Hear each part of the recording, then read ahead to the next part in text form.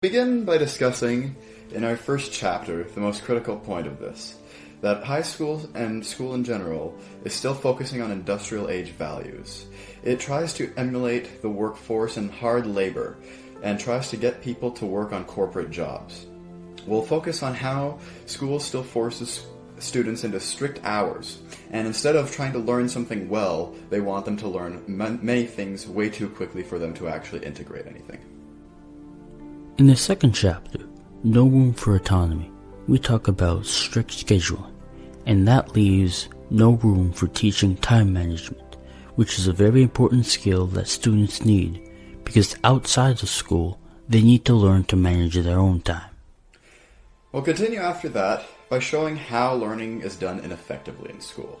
We're going to see how it's actually focusing more on memorization, instead of understanding anything in any meaningful way. And it'll show how people conform to a single type of learning instead of going by what is actually optimally best. We'll show how school is actually engineered to make people fail in classes that are hard, instead of trying to teach them something effectively. This is done in a way so that there's an actual intellectual segregation between students who are able to do something quickly and those who are not and need more time to learn something. The fourth chapter is called Can't Find Your Interests. The reason for that is because school pressures us in being good at all subjects.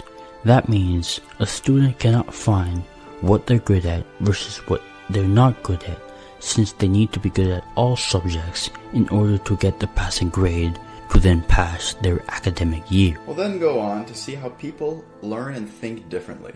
We'll tackle the 9 forms of intelligence that people have, and how effective they are at learning in different forms. And we'll see which ones are the most optimal for each class and for each subject. We'll see how people can actually use this and hijack them in an effective way, and how school fights against this by trying to make everyone conform to a single idea. Lecturing is teaching something from a position of authority without any interaction between teachers or students themselves.